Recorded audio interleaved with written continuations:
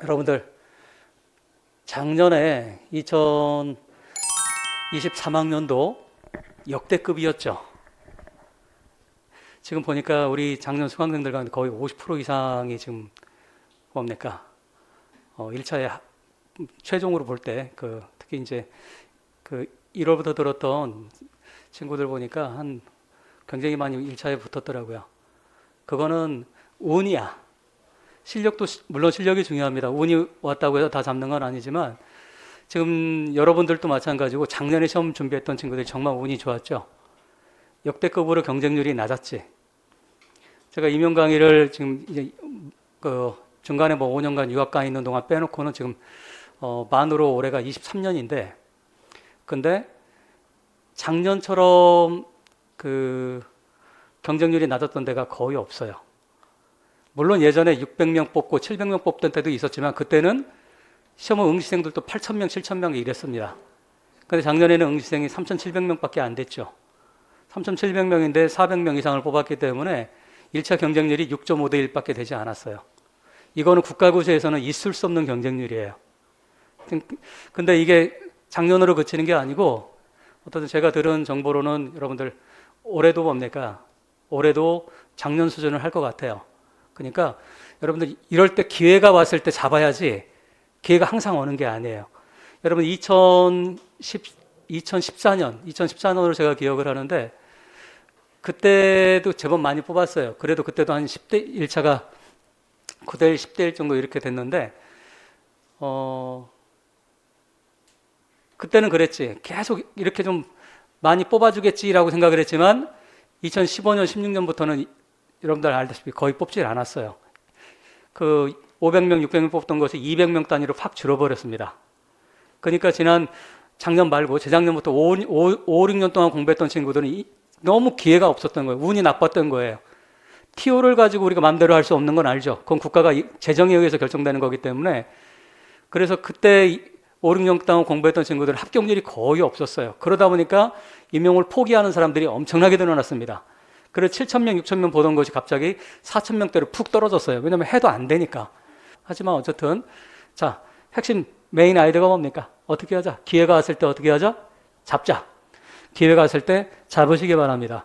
이거는 몇 번 오지 않는 기회입니다. 그러니까 여러분들 첫 단추를 처음에 잘 끼시기 바랍니다. 그래서 제가 OT를 못 찍었어요.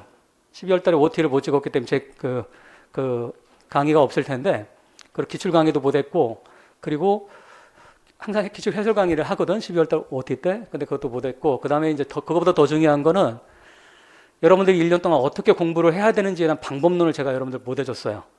그게 좀 안타까워.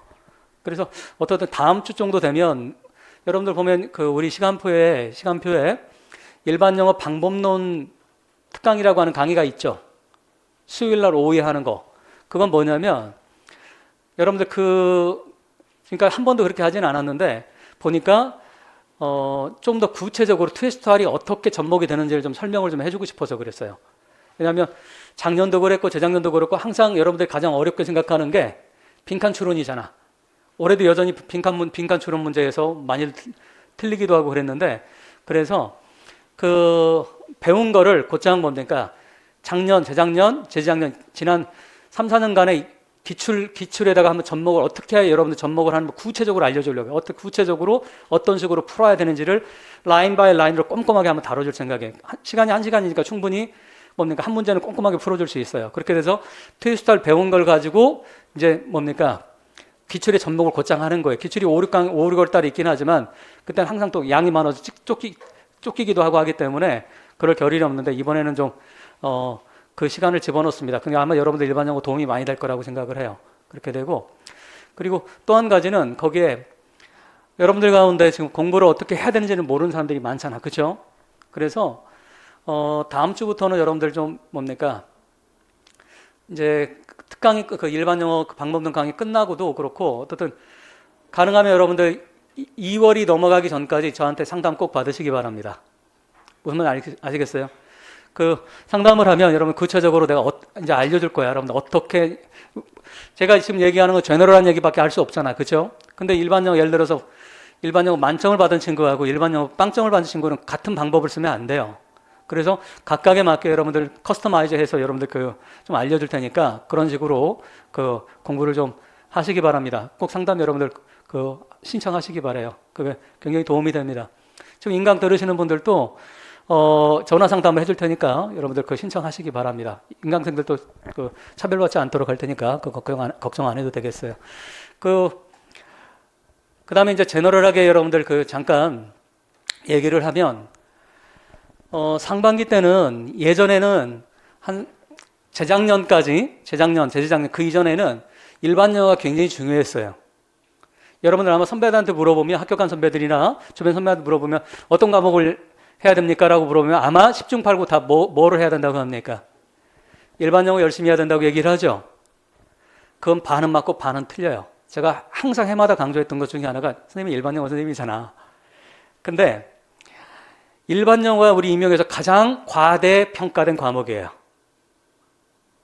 그리고 심지어는 이상하게 노량진이라든지 이런 카페들에서 일반 영어만 잘하면 붙는다라고 하는 이런 거짓 선전선동이 너무나 많이 퍼져 있어요. 이건 일리가 있었던 때가 있었어요. 4년 전, 5년 전에는. 왜 그랬을까? 그때는 일반 영어가 6문항, 5문항, 6문항씩 나왔고 따라서 몇 점이야? 일반 영어 20점 이렇게 차지했어요. 그렇기 때문에 그때는 일반 영어로 보다면 당연히 떨어지지. 하지만 지난 3년간 일반 영어 몇 문항이 나옵니까?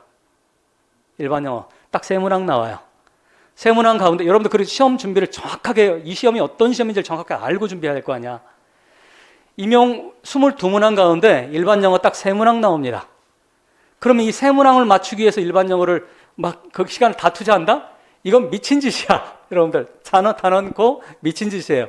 심지어는 저는 막판에 그렇게까지 얘기를 해요. 9월달, 10월달, 12월 일반 영어 포기해라. 정 안 되면. 왜?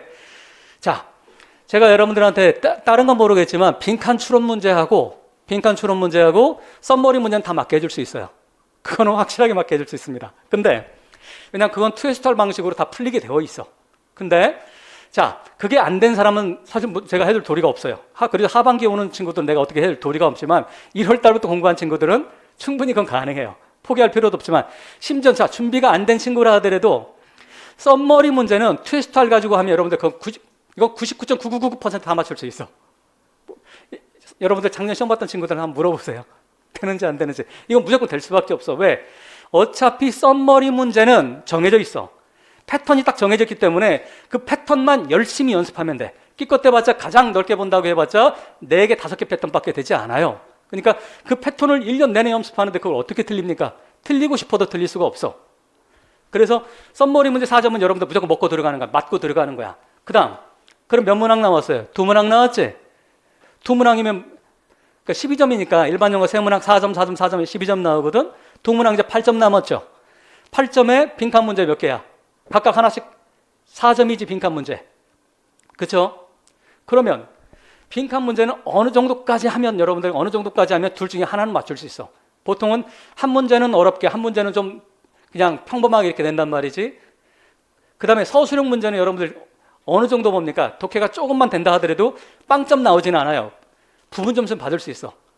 자, 공부를 어느 정도까지만 한 친구들도 일반 영어 몇 점 나온다? 4점 썸머리 무조건 맞고 빈칸 하나 맞고 그 다음에 서술형 하나 맞고 그러면 6점에서 12점 가운데 6점에서 8점은 먹고 들어갈 수 있어. 그러면 6점에서 8점인데 4점을 더 받으려고 일반 영어 시간에 올인을 한다? 이런 바보 멍텅구리 같은 짓은 하지 말라라는 거예요. 여러분들 이해됐어요?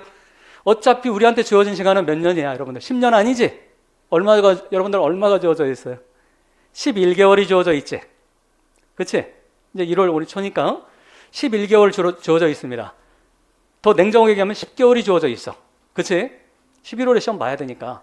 그러면 이 짧은 시간 동안에 여러분 내가 어떻게 하면 합격할지를 봐야 되는 거지. 실력만 무조건 양성한다? 이러면 안 돼. 여러분들 착각하면 안 돼. 우리 임용시험이 실력이 월등해야만 붙는 시험이 아니에요. 따라서 하세요. 임용은 다시 큰 소리로 임용은 실력이 좋다고 붙는 시험이 아니다. 다시 임용은 어떤 시험이다? 실력이 좋다고 붙는 시험이 아니에요. 실력이 좋다고 붙으려고 한다면 지금 3수생, 4수생, 5수생이 다 붙어야 돼. 근데 그런 시험이 아니에요. 그래서 임용은 여러분들 명심하세요. 우리는 임용 시험을 준비하러 온 거지 학문을 하러 온 게 아니야. 학문은 뭡니까? 차곡차곡 실력 쌓아가지고 뭡니까? 이것도 보고 저것도 보고 막 깊게 들어가야 돼. 그래야 제대로 된 논문이 나오니까. 하지만 우리는 시험을 보는 거지 학문을 하러 온 게 아니죠. 따라서 제일 중요한 게 뭐다? 시험에서 가장 중요한 개념이 뭡니까? 스트래티지예요. 사실 뭐가 중요하다? 스트래티지, 전략이 중요합니다. 그러면 전략을 짤 때 어떤 전략을 세워야 된다? 시간의 전략을 처음부터 제대로 잘 짜야 되는 거예요. 자, 여러분들 오늘 집에 가셔서 자, 필기하세요. 당장에 뭐를 하냐면 오늘이 수요일이죠. 자, 여러분들 집에 가서 그 수업이 있는 날, 우리 목요일 수업이 있지. 그 다음에 수요일 수업이 있죠. 수업이 있는 날 여러분들 몇 시간을 공부할 수 있는지를 시계를 놓고 정확하게 재세요. 즉 공부하면서 화장실 간 시간, 뭐 앉아서 딴 생각한 시간 다 빼고 순공 시간 있지. 순수하게 공부한 시간을 재세요. 한 이틀 정도 시간 내서 재시기 바랍니다. 수요일, 목요일, 다음 주에도 상관없어요. 그럼 가능한 빠르면 좋아. 그리고 시간을 재세요. 그러면 자, 이게 평일날 여러분들이 수업이 있는 날 시간을 재는 그 공부할 시간이 그래야 그렇게 하면 나오고, 두 번째 주말이나 이런 데 이제 수업이 없을 때 있지. 그때 아침에 일어나서 자기까지 몇 시간을 공부하는지, 다시 강조하지만 화장실 간 시간, 먹는 시간, 잡담한 시간 다 빼고 순공 시간이 얼마가 되는지를 반드시 재시기 바랍니다. 이게 여러분들 모든 공부의 시작이야. 왜 이게 중요하냐면 평균 정도 여러분들 하루에 풀로 공부할 수 있는 시간이 평균 정도 10시간 정도가 나올 거예요. 올인을 한다고 한달 10시간 정도가 나올 거고, 물론 체력이 좋은 사람은 14시간까지 나오기도 합니다. 하지만 저는 그건 권하지 않아요. 여러분들 기본적으로 평균 8시간에서 10시간 정도만 하면 충분합니다. 제 경험상 그래. 8시간 1월달 처음 공부에 시작했으면 8시간에서 10시간 정도를 수업이 없는 때 이 정도 공부하면 여러분들 시간 충분합니다. 그 이상 하지 마시기 바라요. 그 이상 하면 몸이 문제가 반드시 하반기에 문제가 생깁니다. 그러니까 그 정도만 하시고, 내가 왜 재라고 하냐면 여러분들 가운데는 체력이 강호동 같은 사람도 있고 체력이 뭡니까? 유리알 같은 사람도 있을 거야. 근데 내가 예를 들어 8시간, 10시간 얘기했는데 이게 평균 시간인데 내가 아무리 해도 내가 7시간밖에 안 나와. 7시간 넘어가면 내 머리가 도저히 돌아가지 않아. 그러면 그 사람은 어떻게 해야 돼? 8시간, 10시간이 아니라 몇 시간을 해야 되는 거야? 7시간 해야 되는 거야. 그래서 시간 재보라고 하는 거예요. 나한테 맞는 공부 시간이 얼마가 되는지. 그 다음에 그걸 가지고 뭡니까? 10개월이면 뭐야? 한 300일 되죠? 곱하기 300을 해보세요. 그럼 여러분들 시간이 어느 정도 나올 겁니다. 그럼 1년에 여러분들 확보를 해야 될 시간이 최소 2000시간 이상이 확보가 돼야 돼요. 무슨 말인지 아시겠어요? 우리 임용은 2000시간 정도 풀로 들이면 합격이 가능한 그 시험이야. 자, 다시 강조, 학문하는 게 아니기 때문에 그렇게, 자, 수업이 있는 날 시간을 재보고 그 다음 수업이 없는 날 시간을 꼭 재서 여러분들 몇 시간 할 수 있는지를 먼저 하시기 바랍니다. 그게 첫 번째, 여러분들 이번 주에 해야 될 일입니다. 이번 주에 여러분들이 하셔야 될 일이고, 그리고 수업이 있는 날은 자, 수업을 듣는 것도 여러분들 공부 시간입니다. 따라서 수업을 들을 때 여러분들 어떻게 해라? 멍하고 앉아 있으면 그거는 뭡니까? 공부한 게 아니야. 선생님하고 끊임없이 여러분들 내적 대화를 하시기 바랍니다. 다시 뭐를 해라? 내적 대화를 하시기 바랍니다. 물론 가장 좀 입 밖으로 소리 내면 좋지만 옆 사람 피해주니까 그냥 끊임없이 여러분들 뭡니까? 아, 선생님, 그러면 여러분 3시간, 4시간 수업을 듣고 나면 몸에 등에 땀이 잘잘 흘러야 돼. 그래야 여러분들이 시간을 풀로 이용한 거야. 멍하고 앉아있으면 그건 뭡니까? 그 수업을 한 게 아니에요, 여러분들. 인게이지먼트를 하자. 대화, 다이얼로그를 끊임없이 선생님들하고 해야 됩니다. 그렇게 되면 그 4시간 수업을 듣고 또 뭐 5시간 수업을 들었다. 그럼 집에 가면 여러분들이 만약에 2시간, 3시간 이상 공부했다. 복습을 했다. 그 이상을 했다. 그건 수업을 제대로 들은 게 아니야. 수업을 그렇게 열심히 들으면 집에 가서 3시간 이상 절대 공부할 수가 없어요. 머리가 뽀개져. 무슨 말 알겠어? 그래서 수업이 있는 날은 집에 가서 딱 3시간만 공부하시면 돼. 3시간 정도만 하시면 됩니다. 그러면 대충 계산이 나오죠. 그럼 수업 시간도 여러분들 공부 시간으로 들어가야 된다는 얘기야. 수업을 듣는 게 아니라 인게이지먼트를 하라는 얘기예요. 참여를 하라는 거야. 이거보다 효과적인 공부하고는 드물어. 여러분 수업 얼마나 많이 10시간씩 듣잖아. 교육학도 듣고 하면 굉장히 많지. 그 시간을 멍하고 있으면 말고 그냥 그 시간에 듣고 뭡니까? 집에서는 뭐만 해라. 그 했던 것만 리마인드 시키는 거야. 자, 또 하나. 정리하려고 하지 마세요. 지금 단계에서 정리하는 건 바보짓이야. 지금은 습득을 하고 복습만 하면 돼. 그날 배웠던 거는 그날 복습하시고, 그 다음에 일요일 저녁 때 그 주에 배웠던 걸 다시 한번 쭉 꼼꼼하게 할 필요 없어요. 정리하라고 하지 않았지? 뭐 해라? 복습만 하시면 돼. 이거 쭉 눈으로 맞아 이거 메타포 오케이 이거 워저 맞아 이 정도만 쭉쭉 하면 복습하는데 여러분들 그날 배운 거 30분 이상 걸리지 않아요. 그렇게 해서 그날 배운 건 반드시 그날 복습하고 그다음에 그 주의 주말 일요일 날 저녁 때 다시 한번 복습을 하고 그런 다음에 한 달 뒤에 그걸 다시 보는 거예요. 이런 식으로 공부를 하면 여러분들 끊임없이 뭡니까? 배웠던 거 홀딩이 될 거예요. 날아가지 않게 될 거예요. 그런 다음에 이제 5, 6월 7, 8월 달 그때부터 정리하는 거야. 기출 때부터 여러분 정리를 하는 겁니다. 그러면 그때 딱 봤는데 이게 무슨 소리였지? 이게 메타포가 뭐였지? 무슨 말인지 이러지만 않으면 된다는 얘기야. 아시겠어요? 그때는 맞아 정확하게 기억은 나지 않지만 맞아 막 책 보니까 이런 거였구나. 그 정도까지만 하면 충분합니다. 그런 다음에 5, 6월 달부터 이제 정리해 나가면서 단권화를 그때부터 해 나가면 되는 거예요. 자, 이게 여러분 전략적으로 공부하는 방식이야. 그러니까 시간을 그러면 구체적으로 어떻게 쓸까? 자, 저는 예전에 항상 그렇게 얘기합니다. 일반 영어는 상반기에는 일반 영어를 우리 네 과목이잖아, 그렇지? 네 과목인데 그 중에 일반 영어로 50% 쓰라고 합니다. 일반 영어의 시간을 50% 쓰고 그다음 나머지 전공은 50%. 나머지 전공 50% 쓸 수 있는 이유가 뭡니까? 정리하는 게 아니라 뭐 하기 때문에 복습만 하면 되는 거기 때문에 시간이 그렇게 많이 걸리지 않아요. 그러니까 그때 50대 50. 그다음에 하반기는 어떻게 해라?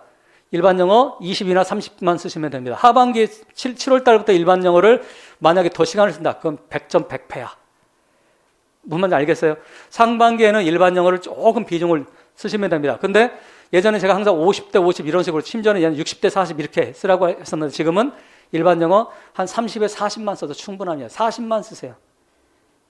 자, 10시간이라면 일반 영어에 4시간만 쓰라는 얘기야. 4시간. 왜? 요즘 비중이 계속 일반 영어 줄어들기 때문에 일반 영어에 그렇게까지 많이 시간을 할애할 필요는 없어요. 자, 그런 다음에 전공 근데 내가 이것도 개인차에 따라 달라. 내가 일반 영어 너무너무나 약해. 준비가 아예 안 돼 있어. 이런 경우는 다르지. 이런 경우는 일반 영어에 한 60 써야 되는 거지. 근데 내가 작년 기출을 본 사람들은 예를 들어 전공이 일반 영어 12점 가운데 내가 한 6점 정도 받았다. 그럼 뭡니까? 4시간, 5시간만 쓰면 됩니다. 근데 일반 영어 12점 가운데 내가 2점밖에 못 받았다.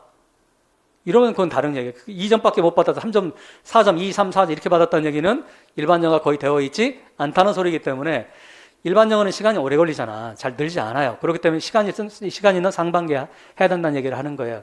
그런 사람한테는 약하다고 생각하면 일반 영어를 조금 더 50%나 60% 정도까지 이렇게 쓰시고 근데 내가 일반 영어가 큰 문제가 없는 것 같다 그러면 30이나 40%만 써도 충분합니다. 이런 사람들은 하반기 가면 일반 영어 20%까지 줄여도 상관없어요. 그러니까 이건 각자의 개인에 따라서 좀 다를 수밖에 없어요. 하지만 원칙은 상반기에는 일반 영어 조금 더 시간을 투자하자. 근데 하반기에는 일반 영어를 팍 줄이자. 이 전략으로 여러분들 가지고 그리고 일반 영어 여러분들 지금 이제 그 테스트를 가지고 쭉 할 텐데 여러분들 가운데 지금 보니까 작년에 수업을 들었던 친구들도 있는데 그런 친구들은 일반 영어 문제은행 기본도 듣지만 일반 영어로 문제은행을 동시에 진행을 하시기 바래요. 일반 영어 문제은행은 7월 달까지 기다리지 말라는 얘기. 이번 교재가 새로 나왔거든. 양이 그 2배 이상 늘어났는데 상반기부터 그냥 1월 달부터 쭉쭉 풀어 나가세요. 그게 훨씬 도움됩니다. 지금 이제 처음으로 완전 뭡니까 이제 4학년 때 그냥 했다던가 아니면 그냥 4학년 때 그냥 한번 보고 그냥 다시 한번 보는 이 친구들은 초수야. 제가 말하는 초수는 4학년 때 시험 봐서 안 됐어. 이건 초수가 아니에요. 그건 영수야, 영수. 초수라고 하는 건 1년을 풀로 임용 준비를 했는 1월 달부터 풀로 11월 달까지 준비했는데 내가 떨어졌어. 이게 초수야. 무슨 말인지 알겠어요? 이게 초수. 여러분 착각하면 안 돼. 그게 초수고 임용에 풀로 준비하는데도 어떻게 그게 재수가 되고 삼수가 됩니까? 말도 안 되는 거지. 다시 개념 이해됐어요? 초수라고 하면 1월부터 풀로 임용 준비했는데 내가 시험에 떨어졌다. 그게 이제 그 다음 해가 그 사람이 이제 초수가 되고 그 다음 해가 재수가 되는 거야, 이제. 이해됐어요? 그러니까 4학년 때 이건 초수가 아니란 얘기야. 4학년 때는 학교 수업 듣고 하는데 어떻게 그 임용 준비 못 하잖아. 그러니까 그냥 그건 뭡니까? 영수야, 영수. 그건. 그러니까 자, 단어 여러분들 어떻게 공부들 하고 있어요? 단어는 암기하는 게 아니라 단어는 반복하는 거다. 다시 단어는 뭐 하는 거다? 소설 읽듯이 그냥 눈으로 반복하는 거지. 단어는 암기하는 게 아닙니다. 뭐 옛날 중고등학교 때 막 쓰면서 막 뭡니까? 뭐 알라카리스테 막 쓰고 막 이렇게 할 필요 없어요. 그냥 소설 읽듯이 쭉쭉 읽어 나가는 거야. 우리 임용을 준비하기 위해서 제가 또 해마다 초창기에 강조하는 게 있어. 여러분들 가운데 여전히 그런 사람들이 33,000 교재 가지고 공부하는 사람들 있지. 합격 수기 같은 게 보면 33,000 가지고 공부했다 뭐 이런 사람들 있단 말이야. 그거는 여러분 자 합격 수기는 조만간에 합격 수기가 나올 것 같은데 지금 한 90명 정도가 지금 합격 수기를 쓸 것 같은데 근데 합격 수기 너무 맹신하지 마세요. 왜냐하면 특히 초수에 붙은 사람들 건 여러분 맹신하지 마세요. 여러분들 모르잖아. 초수 붙은 사람 어떤 사람들인지. 냉정하게 얘기해 줄까? 어떤 사람들이 붙는지? 거의 초수에 붙는 애들은 스카이 애들이야. 그리고 외국에서 어릴 때 살던 애들이야. 뭔 말인지 알겠어요? 그러니까 기본적으로 준 네이티브성을 가지고 영어에 대한 네이티브성을 갖고 있는 사람들이란 말이야. 이 친구들은 뭐에 시간을 쓸 필요가 별로 없어요. 일반 영어나 문학에 쓸 시간이 상대적으로 적어요. 외국에 살다 온 애들은 미국은 문학 엄청나게 가르치거든. 어릴 때부터. 그러니까 그 가장 어려운 과목 2과목을 먹고 들어가니까 그러니까 뭡니까? 쉽게 붙는 거예요. 근데 그 친구가 했던 방식으로 여러분들 같이 공부한다? 그걸 뭐라고 합니까? 그건 자멸의 길이라고 하는 거야. 그래서 나랑 맞는 게 가장 중요한 거지. 합격생이 쓴 거 가지고 여러분들 그건 호도로 할 수 있어요. 그래서 제가 몇 년 전까지는 그 합격 수기를 아예 그 발표를 없앴어 하질 않았어요. 왜냐하면 이게 잘못된 정보를 줄 수가 있기 때문에. 그거보다는 어떻든 여러분들 개인의 내가 누구인지를 정확하게 파악하는 게 제일 중요합니다. 내가 누구인지 정확하게 파악하는 거. 내가 서 있는 곳이 어디인지, 내가 누구고 내가 지금 현재 임용을 준비하기 서 있는 자리가 어딘지를 정확하게 아는 게 중요해. 그러기 위해서는 여러분들이 냉정해야 됩니다. 자기 실력에 대해서 정확하게 아는 게 거기서부터 우리는 공부가 시작이 되는 거야. 시험 준비가 시작이 되는 거야. 다시 시험 준비는 어디서 시작이 된다? 내가 누구인지, 내가 실력이 어느 정도인지, 내가 어느 자리에 서 있는지를 아는 데에서부터 출발을 해요. 근데 안타깝게도 제가 경험상 여러분들이 실력이 어느 정도 되는지 아는 사람이 의외로 많지가 않아요. 이게 아이러니컬하지? 세상에 내가 나를 모르는 경우가 압도적으로 많습니다. 그래서 여러분들 스스로 알아야 돼. 그래서 여러분들 1월 마지막 주 있지? 1월 마지막 주에 제가 진단평가를 볼 거예요. 올해 그 진단평가를 볼 텐데 매달 한 번씩 제가 일반영어 진단평가를 봅니다.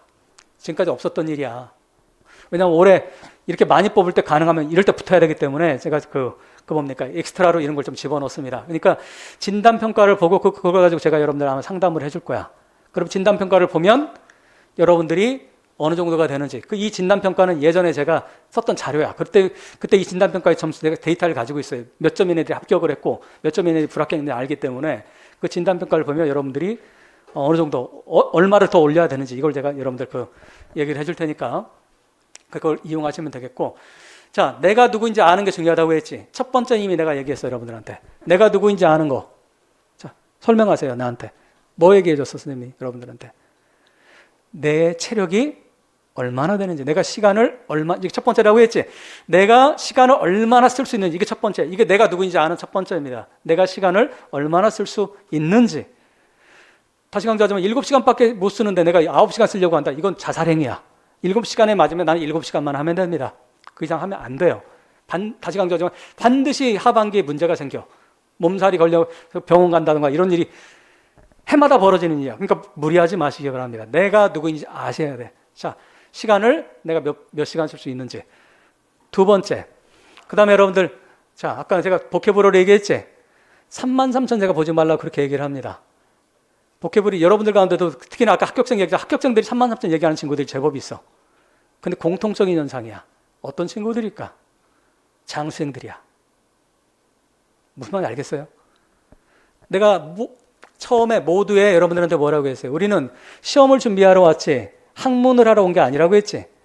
33,000이라고 하는 거는 미국 대학원 입학시험에서는 GRE라고 하는 게 있어요. GRE. 하도 어려워서 지랄이라고 하는데 GRE. GRE를 대비하기 위해서 만든 책이 33,000이에요. 그럼 미국 대학생들도 그거 갖고 단어 공부해. 그걸 왜 합니까? 우리가 네이티브 스피커들이야? 아니잖아. 물론 그거 하면 좋지. 하지만 그건 뭡니까? 늙어서 새벽잠 없을 때 하시기 바랍니다. 그거는 지금 필요 없어요. 중요한 거는 우리 기출은 나오는 단어들이 반복해서 나오는 경우가 많기 때문에 보케브러리 기출 가지고 하시기 바랍니다. 우리 교재 있지? 기출 나와 있는 교재 가지고 하시기 바랍니다. 개정판을 내야 되는데 제가 지금 개정판을 못 내고 있는데 어쨌든 여기에다가 어떻게 공부하냐면 그 30데이지야. 그러니까 30일 날 한 달에 한 번씩 떼야 돼. 그 책을. 양이 장난 아니야. 한 달에 한 번씩 떼면 제가 10회독 하라고 합니다. 몇 회독? 10회독 해야 돼. 그러면 여러분들 외워서 할 필요 없이 반복하다 보면 여러분 머릿속에 자동으로 그냥 들어와 있어. 그 단어들이. 아시겠어요? 거기 동의어도 있고 하니까 나중에 그거 한번 그 일반용어 제가 다시 설명해 줄게. 어떻게 공부를 해야 되는지. 그런 다음에 일반용어 보케버리 그 단어 끝끝에 뭡니까? 그거 가지고 해결되지 않아요. 그건 우리 이병의 80%만 해결하는 거야. 몇 프로? 80%. 자, 그러면 나머지 20%는 어디서 채울까? 어디서 채운다? 지문에서 채우는 거야. 읽다가 이제 뭡니까? 중요한 지문들, 선생님이 수업 시간에 이거 중요한 단어다 뭐 얘기해 주는 게 있을 거예요. 아니면 여러분들이 생각하는 중요한 단어, 형용사라든가 동사 이런 거 중요한 것들 있지? 이런 것들을 뭡니까? 그 단어장에다가 포스트잇을 붙이든 아니면 뭐 무슨 짓을 단권화라는 거야. 뭔 말 알겠어? 그게 보케버리를 공부하는 방법이야. 그럼 내가 구체적으로 어디 서 있는지 알려면 뭡니까? 구체적인 내가 시간 얼마 쓸 수 있고 그 다음에 내가 어떻게 공부할 수 있는지를 여러분들이 알아야 되는 거야. 그럼 어떻게 중에 단어 공부는 이렇게 해야 된다는 얘기를 하고 있는 거예요. 그 단어 할 때 어떻게 해라? 이 세상에 있는 모든 단어나 이 모든 문장은 딱 세 가지밖에 없어요. 다시 몇 가지밖에 없다? 딱 세 가지야. 첫 번째는 뭐다? 단어 공부할 때 어떻게 하자? 처음에 뭡니까? 단어 막 외우지 마시고 commercial 뭐 이런 거 나온다. derogatory 이런 거 나온다. 그러면 뭡니까? derogatory 경멸스러운 이렇게 하지 마시고 제일 먼저는 뭡니까? 파지티브냐, 네거티브냐, 뉴트럴을 먼저 따시기 바래요. 이건 여러분들이 교사가 돼서 아이들한테 가르칠 때도 그렇게 하시기 바랍니다. 중학교, 고등학생들 가르칠 때. 자, 그러면 단어를 쭉 보고 derogatory 이거 뭡니까? 경멸스러운 거 뭡니까? 이거 경멸스러운 네거티브지. 그러면 네거티브 단어 할 때 찡그리면서 꼭 소리내서 하시기 바랍니다. derogatory 이런 식으로. 아시겠어요? 그러면 우리는 감성이 들어간 거는 훨씬 우리 뇌가 오랫동안 저장을 해놓고 있어. 오랫동안 기억을 하기 때문에. 그래서 여러분 시를 외울 때도 막 외우면 안 외워지지만 노래를 통해 외우면 어떻게 됩니까? 훨씬 잘 외워져. 똑같은 그 뇌과학의 뇌 원리를 우리 이용해서 자라는 거지. 그래서 파지티브인 거는 해피하면 한번 반짝 웃어가면서 단어를 하시기 바랍니다. 그 다음에 네거티브 단어를 하면 찡그리면서 화를 내면서 단어를 외우시기 바라요. 여러분 이해됐어요? 그 뉴트럴은 그냥 평범하게 하시면 돼요. 중간적으로. 그렇게 한 다음에 파지티브, 네거티브, 뉴트럴로 한 다음에 구체적인 단어를 반복하시기 바랍니다. 그러면 훨씬 빠르게 외울 수가 있을 거야. 단어를. 아시겠죠? 그리고 나서 한 단어는 뭡니까? 거의 7일, 8일, 가장 좋은 건 16일인데 8일째, 자, 단어 이제 8일째 됐다. 그럼 어떻게 해야 된다? 8일째 것만 하면 안 돼요. 어떻게 해야 된다? 1일부터 7일 것까지 하시면서 8일째에 들어가야 되는 거야. 이해됐어요? 9일째 건 뭡니까? 이제 그때부터는 1일 거는 빼고 2일째부터 이렇게 들어가는 거야. 일주일 후는 계속 반복해서 가는 거야. 이게 단어 외우는 방법이야. 단어 공부하는 방법. 아시겠죠? 부족한 단어는 어떻게 하자? 부족한 단어는 어떻게 하자? 다시 어떻게 하자? 지문에서 찾아. 독해 같은 거 계속 이런 문제 풀 거 아니야. 거기서 뭡니까? 붙여놓으면. 그러면 단어가 어휘가 막혀서 못 푸는 문제는 여러분 거의 나오지 않습니다. 그건 선생님이 단언을 할 수 있어. 그렇게 했는데 단어가 막힌다? 말도 안 되는 얘기야. 그거. 그러면 33,000 다시 이건 뭐다? 우리 임용에는 뭡니까? 맞지 않는 교재입니다. 첫 시간에 항상 얘기해. 하지 말라고 해도 꾸짖으면서 하는 애들이 있어. 어떻게 하자? 그건 늙어서 새벽잠 쓸 때 하자. 아니면 내가 미국 대학원 입학으로 갈 때 그때 하자. 아시겠죠? 그리고 또 한 가지, 또 방법 어떻게 할 것인가. 내가 누구인지 알기 위해서는 내가 쓸데없는 짓 안 해야 되는데 여러분들 우리 임용은 주관식 시험이야 객관식 시험이야? 거기 앉아. 객관식이야 주관식이야? 여러분들 왜 임용 준비하는데 토익 교재 가지고 공부하는 사람들이 있던데 그걸 가지고 왜 합니까? 그 다음에 신문 가지고 공부하는 사람도 있던데 썸머리 연습한다고. 자, 단원? 제가 단원을 할게. 하지 마세요. 물론 그것도 뭐다? 하면 도움돼. 하지만 6수, 7수, 8수 하려면 하세요. 아시겠어요? 우리가 자, 여러분들 토익 시험 준비하는데 우리 임용하고 나서 공부하지 않지? 토플 공부하는데 SAT 가서 공부하지 않지? 각각의 시험은 뭡니까? 거기에 맞는 최적화된 거 가지고 공부하는 게 가장 좋습니다. 왜? 그래야 시간을 절약하게 돼. 특히 우리 임용시험은 주관식이지? 서답형이죠? 여러분 서다평을 공부하는데 객관식 가지고 1, 2, 3, 4, 5번 오지선다형 있는 거, 사지선다형 가지고 공부하는 건 이건 정말 자살행위야. 왜 그럴까? 주관식은 뭡니까? 우리 서술이 형 뭐 하는 거야? 절대적인 답을 요구하는 시험이야. 다시 따라서 하세요. 주관식은 절대적인 답을 요구한다. 하지만 객관식은 어떻게 되는 거예요? 이건 근접성의 원리에서 만들어지는 거야. 즉 주관식은 절대성의 원리인데 반드시 절대적인 답이 나와야 돼. 하지만 객관식은 1, 2, 3, 4, 5번 가운데 가장 답과 비슷한 것만 있으면 되는 거야. 그래서 근접성의 원리, 가까운 거, 근접성의 원리에서 만들어지는 거기 때문에 객관식 가지고 열심히 공부해봤자 실제 우리가 임용에 요구하는 답이 나올 수가 없어요. 여러분 개념 이해됐어? 무슨 말인지? 그렇기 때문에 그러면 뭡니까? 그것도 뭐 내가 시간이 많아. 내가 한 10년 남았어. 그럼 뭐든지 해도 수능 가지고 해도 되고 뭐 토익 가지고 해도 되고 토플 가지고 해도 돼. 하지만 우리한테 주어진 시간은 얼마다? 10개월이다. 10개월 안에 합격을 하려면 최적화된 교재 가지고 공부하시기 바랍니다. 그리고 개념 이해됐어? 그런 의미로 33,000은 최적화된 교재도 아닐 뿐만 아니라 토익 교재나 이런 것들 최적화된 교재가 전혀 아니니까 굳이 하지 마시기 바랍니다. 그 다음 영자신문 있지? 여러분들 영자신문 가지고 문제 만들어서 하는 친구들도 제법 있더라고 스터디에서. 그건 어떻게 장수행위 하는 방법이야. 장수행위.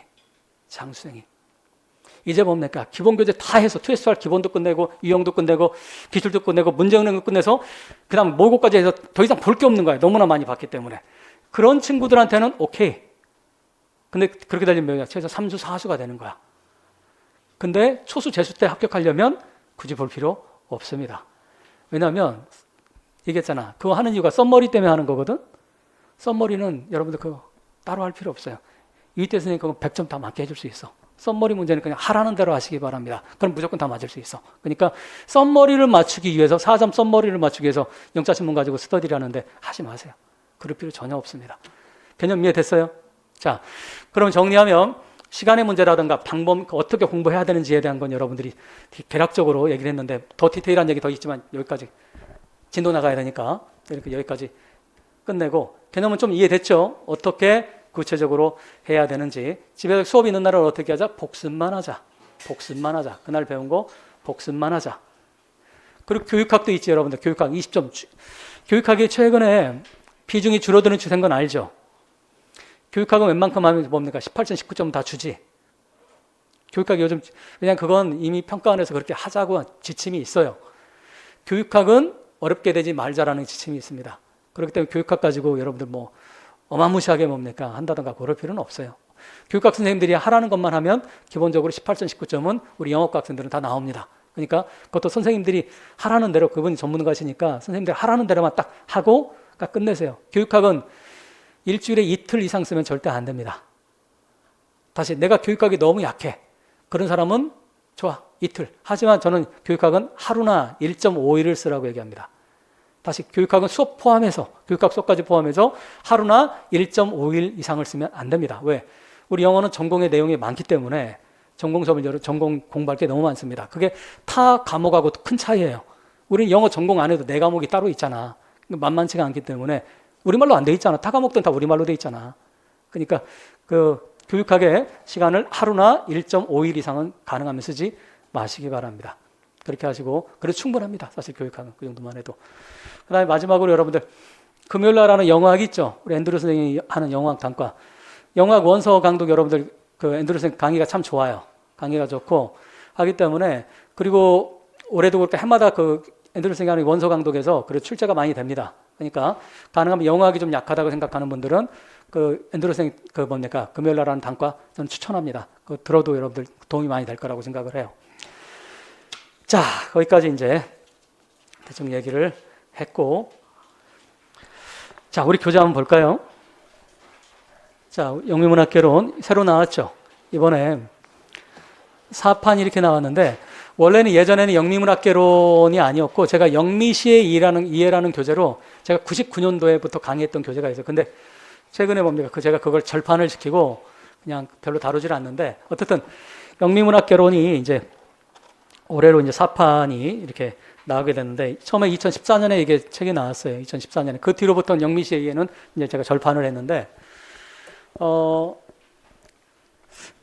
지난 3판보다는 양이 훨씬 늘어났어요. 양을 한 30% 이상을 양을 더 이렇게 늘렸는데, 거기 보시면 이 교재 안에는 여러분들 뭐 당연히 시가 있고요, 소설이 있고, 그 다음에 드라마가 있고, 그 비평이 4과목, 우리 임용에 해당되는 문학은 4과목이거든. 시, 소설, 그다음 뭡니까 드라마, 비평인데 최근에 비평이 별로 출제가 되지 않아요. 시, 소설, 드라마는 계속 출제가 되고, 이게 다 이제 기본 원리를 다 설명해 놓은 것들이 들어가 있고, 목차 보시기 바랍니다. 목차.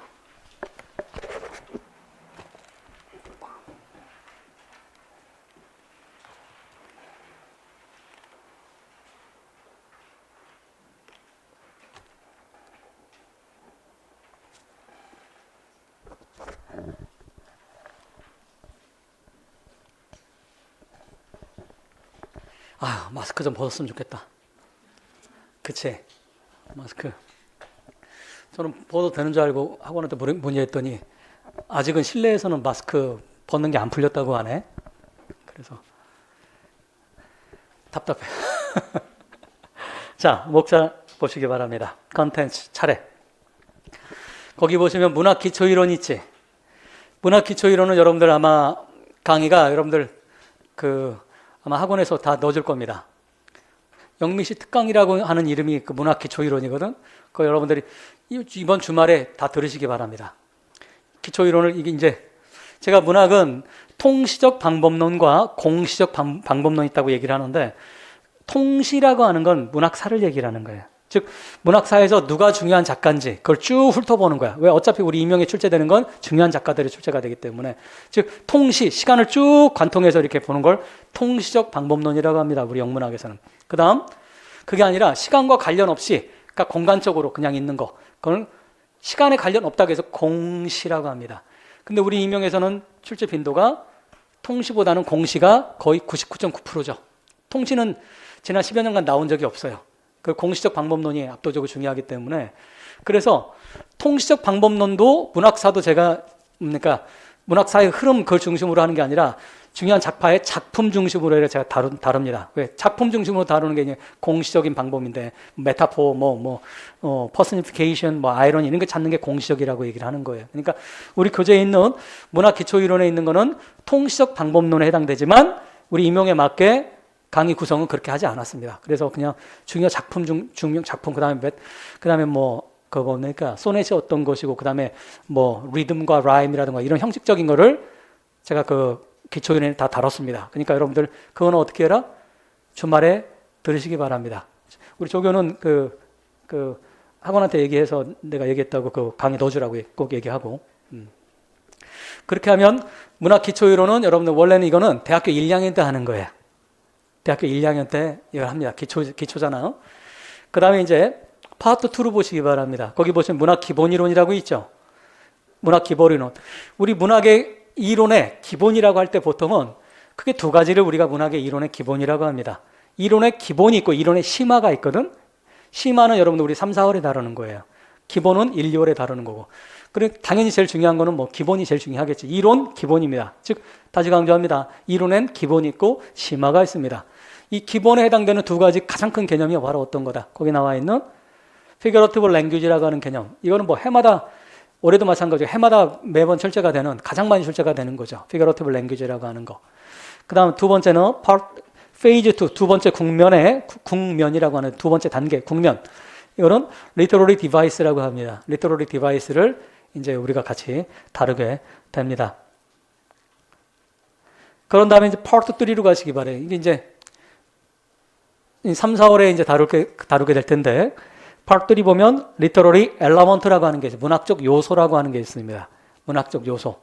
이게 대표적인 게 여러분들 누구나 다 들어봤을 거야. 중고등학교 때 문학 배울 때. 시점, 관점이라고 하는 point of view라든가, 그 다음에 캐릭터, 등장인물, 그 다음에 세팅, 그 다음에 atmosphere 분위기라고 이렇게 얘기를 하는데, 그 다음에 4번째 플롯 다 알죠, 여러분들. 작품이 얘기할 때 처음에 쭉 발단이라고 하는 거. 발단이 쭉 시작됐다가 전개가 되고, 디벨롭먼트 전개가 되고, 클라이막스가 오고, 그 다음에 폴링 액션이 오고, 그 다음에 마지막에 레졸루션, 결론이, 여러분, 이게 바로 이제 소위 말하는 플롯 구성이라고 하는데, 시작과 중간과 끝이 있는 걸 이 플롯 구성이라고 하는데, 그걸 여러분들 우리가 이제 플롯을 다루게 됩니다. 그 다음에 이제 마지막에 주제. 모든 문학에는 띠임이 있습니다. 주제가 있어요. 주제가 없는 작품은 단 한 개도 없어. 지금까지 내가 읽은 책, 내가 공부한 모든 책, 제가 모든이라고 했어. 예외가 없는 규칙은 없다고 얘기하지만 이건 예외가 없습니다. 모든 작품은 띠임이 다 있게 마련이야. 그리고 모든 작품은 뭐가 있다? 포인트 오브 뷰가 다 있습니다.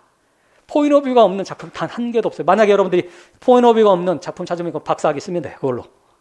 그건 세계적인 논문이 될 수 있어. 그 다음, 플롯이 없는 문학 작품은 없습니다. 모든 문학 작품은 플롯이 있어요. 모든 소설은 플롯이 다 있어요. 그 다음, 모든 플롯은 뭐가 있다? 세팅이 다 있으면 세팅이 없는 소설은 없어요. 그 다음, 모든 소설은 뭐가 있다? 캐릭터가 있습니다. 자, 내가 지금 여러분들 이제 오늘 오리엔테이션 하면서 봐야 되는 게, 제가 지금 리터러리 엘러먼 얘기했지? 그치? 그 다음 피겨러티브 랭귀지 얘기하고, 그 다음 리터러리 디바이스 얘기했지? 다시 보세요, 빨리. 얘기를 했지? 그런데 문학 기본 이론 얘기할 때, 피겨러티브 랭귀지 얘기할 때는 모든 이런 얘기 안 했지. 그 다음 리터러리 디바이스 얘기할 때 모든 얘기하지 않았지. 오직 뭐 할 때만, 리터러리 엘러먼을 얘기할 때만 제가 여러분들한테 지금 뭐라고 했어요? 모든 이렇게 얘기를 했지. 이게 굉장히 중요합니다. 이게 이제 소위 여러분들 첫 번째 단계에서 우리 문학 이론을 배울 때 첫 번째 단계, 이거 시험 안 나와요. 이거 구별하는 문제 안 나와. 하지만 알고 공부하는 것과 모르고 공부하는 건 천양지차잖아. 하늘과 땅 차이기 때문에 적어도 유이태 선생님한테 문학이론을 배웠는데 리터러리 엘러먼과 리터러리 디바이스와 피겨러티브 랭귀지가 도대체 뭔지, 이걸 어떻게 구별하는지를 모르면 그건 제대로 배운 게 아니기 때문에 그건 구별할 줄 알아야 됩니다. 자, 그럼 어떻든 근데 문학 시네마 이론에 리터러리 엘러먼이 이렇게 들어가는데, 그 다음에 어펜딕스 보시기 바랍니다. 주석으로 예전하고 좀 바뀐 게 있어요. 예전에는 글로서리만 이렇게 주석이 들어가 있어요. 문학 용어. 근데 하나가 더 첨가가 됐죠. 뭐라고 되어 있습니까? 시 제가 필독시, 우리 임용을 위한 필독시 50개를 거기다 추가를 해놨습니다. 번역을 해서 추가를 해놨기 때문에 이 시는 여러분 반드시 읽으셔야 됩니다. 근데 이건 자동으로 알게 돼. 이건 사운드 앤 센스 있는 걸 제가 다 번역한 거야. 사실 사운드 앤 센스 있는 게 우리 임용의 필독시들입니다. 왜? 우리 출제자들이 가장 많이 갖고 들어가는 책이 사운드 앤 센스이기 때문에, 그래서 사운드 앤 센스 있는 시들이 필독시입니다.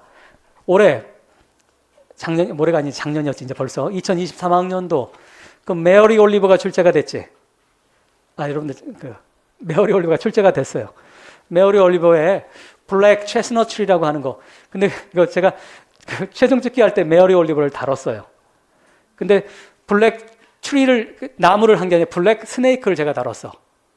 저는 그 나무보다는 스네이크가 훨씬 더 출제 가능성이 높다고 생각해서 그걸 찍었는데, 아쉽게도 그 작품은 나오지 않았지만 경향성은, 메어리 올리버라는 사람을, 시인을 어느 정도 아는 게 중요한 이유가 뭡니까? 이 사람의 경향성을 알면 시가 번역이 만만치 않잖아. 그러면 훨씬 쉽게 시를 번역할 수가 있어. 그리고 감상을 쉽게 할 수 있어. 예를 들어 메어리 올리버는 생태주의 시인입니다. 생태주의 시, 그걸 통해서 인간에 대한 어떤 인간 삶을 성찰하고 하는 그런 시를 주로 썼던 시인이기 때문에, 또 그런 부분이니까 메어리 올리버의 시가 나오는 건 대다수가 그런 시가 나올 수밖에 없어요. 그래서 사운드 앤 센스는 메어리 올리버 특집까지 다룰 정도로 굉장히 중요한 시인이에요. 제가 작년에 최종 찍기반에 11월 달에 그런 얘기까지 했어. 재작년에 노벨 문학상을 루이스 글록이 받았는데 그 작가도 우리 사운드 앤 센스 특집으로 다뤘던 작가야. 그러니까 그러고 나서 특집을 다룬 2, 3년 후에 노벨상을 이렇게 받았는데, 루이스 글록이. 물론 중요한 시인입니다. 굉장히 중요한 시인이야. 하지만 저 개인적으로는 제가 작년 11월 달에 얘기했듯이 루이스 글록보다는 메어리 올리버가 오히려 사실은 노벨상을 받아야 된다고 저는 생각을 해요. 근데 이제 너무 나이가 많아서 이제 늦었죠. 시를 또 주진 않거든. 시를 받으려면 또 한참 또 기다려야 됩니다. 연세가 많아지기 때문에. 하여튼 이런 얘기까지 하고 그랬습니다. 왜냐하면 원체 중요한 시인이기 때문에, 메어리 올리버는. 우리나라 소설가 중 김연수라고 하는 소설가가 있는데, 그 소설가가 너무나 좋아해가지고 메어리 올리버의 시의 구절을 가지고 소설집 제목으로 쓰기도 하고 그럴 정도였는데, 어쨌든 거기 퍼더 리딩, 포엠즈 나와 있는 거 여러분들 이거는 우리 반드시 읽어둬야 될 시입니다. 그래서 여러분 시가 약하다 생각하시는 분들은 사실 사운드 앤 센스만큼 좋은 교재는 없습니다. 사센이 원체 좋은 교재니까 사센 공부하시면 되겠습니다. 그리고 굳이 책값이 원체 비싸니까 15만 원이 넘잖아. 그 달러로 140달러인가 이렇게 되니까 지금 더 비싸죠. 근데 적절하게 하시면 됩니다. 다 자, 더 이상 내가 어떻게 얘기하겠어. 그건 너무 비싸. 그건 책 사지 마시기 바랍니다. 다 구할 수 있으니까. 자, 그러면 목차에서 넘어가서 다음 페이지 넘겨보시기 바라요. 문학 기초이론 있지? 다시 강조하니 이건 뭡니까? 르네상스부터 쭉 이렇게 진행되는 이거는 제가 영미시 특강에 즉 기초이론에 다 설명이 됐으니까 그때 여러분들 강의 들으시면 충분히 이해가 될 거라고 생각을 합니다.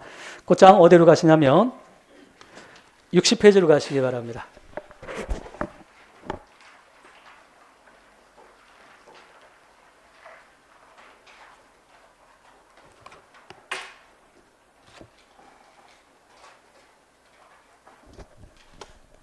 자, 챕터 1이 뭡니까? 제목이.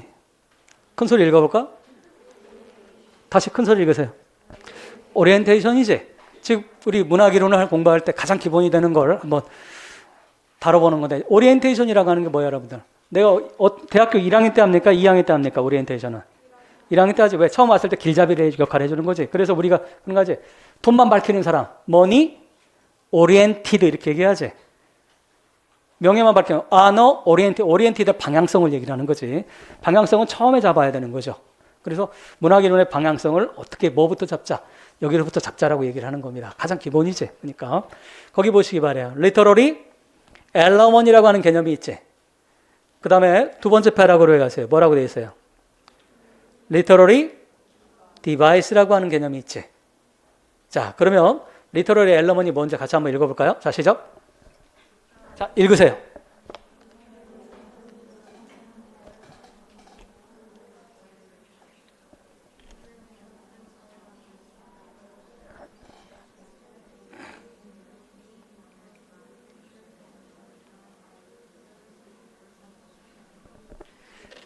자, 뭐라고 되어 있습니까? 첫 번째 문장은 뭐라고 되어 있어요? 문학적 요소, 엘러먼 요소라고 하는 문학적 요소. 문학적 요소는 즉 리터러리 엘러먼이라고 하는 건 바로 뭐다? 구성 파트인데, 구성하는 요소인데, 구성하는 부분인데 뭐라고 되어 있어요? 모든 work of literature라고 하는 건 하나의 단어입니다. 문학 작품이라는 뜻이야. 문학 작품. 모든 문학 작품 전체에 발견되는 거다. 지금 이 말은 무슨 말이야? 모든 문학엔 다 이게 뭐가 있다? 리터러리 엘러먼이 있다. 두 번째 문장 가세요. 그런데 리터러리 엘러먼이라고 하는 거는 모든 작가들에 의해서 사용되는 것. 제가 사용에다가 강조점을 줬지. 더블 코테이션 마크를 했지. 작가가 사용하고 싶어서 하고 사용하지 않고 싶어서 안 하고 그런 게 아니라는 거예요. 더 근본적이라는 얘기야. 작가가 원해 선택하고 하는 게 아니라는 거예요. 즉 작가가 셰익스피어든 그 가장 위대하다는 도스토옙스키든 톨스토이든 아무리 위대한 작가가 이걸 선택하고 선택하지 않고 관계가 없다는 얘기야. 그냥 문학 자체에 내재적으로 들어가 있다는 얘기를 하고 있는 거예요. 이해됐어? 그러면 리터러리 디바이스로 가시기 바랍니다. 읽으세요. 두 번째 패러그래프 같이 읽어볼까? 시작.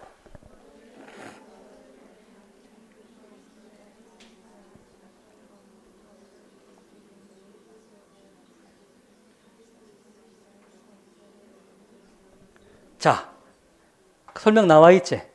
그럼 뭡니까? 어떤 차이야? 그냥 리터러리 디바이스하고 리터러리 디바이스는 다른 말로 우리 임용시험에 리터러리 디바이스라고 나온 적도 있고 리터러리 테크닉이라고 나온 적도 있어요. 우리 임용시험에. 그렇기 때문에 이거 다 알아둬야 돼. 리터러리 테크닉, 리터러리 디바이스. 디바이스나 테크닉 같은 개념으로 보시면 돼. 근데 엘레먼트와 어떤 차이가 있더라?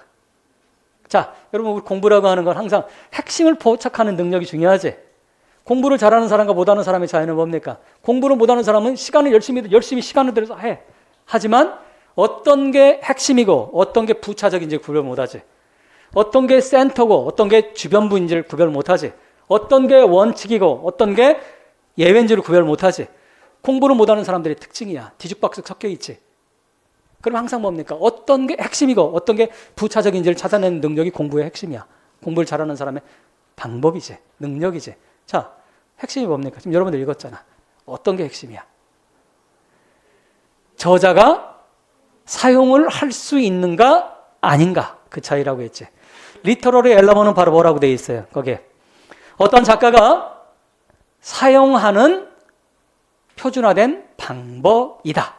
즉 작가가 선택할 수 있다 없다. 빨리 써놓아야지. 작가가 뭐 할 수 있다? 선택할 수 있다. 이게 핵심입니다. 사용할 수 있다는 얘기는 선택할 수 있다는 얘기잖아. 그럼 예를 들어서 저를 보세요. 여러분들이 대학 다닐 때 제임스 조이스라고 하는 사람 얘기는 들어봤을 거야. 그치? 설마, 그치? 우리 유명에 지금까지 가장 많이 출제된 작가가 제임스 조이스입니다. 가장 많이 뭐 독보적이야, 제임스 조이스는. 근데 그거 너무 당연해. 우리 20세기 영문학에서 가장 중요한, 미국, 영국 통틀어서 가장 중요한 작가이기 때문에. 근데 제임스 조이스 하면 항상 우리가 그냥 떠오르는 단어가 있어요. 문학을 조금이라도 공부한 사람들은. 어떤 용어 합니까? Stream of Consciousness. 의식의 흐름. 의식의 흐름 기법이라고 합니까? 의식의 흐름 요소라고 합니까? 기법이라고 하지. 자, 예를 들어서 그게 누굽니까? 제가 개인적으로 참 좋아하는 작가 중에 레이먼드 카버라고 하는 작가가 있어요.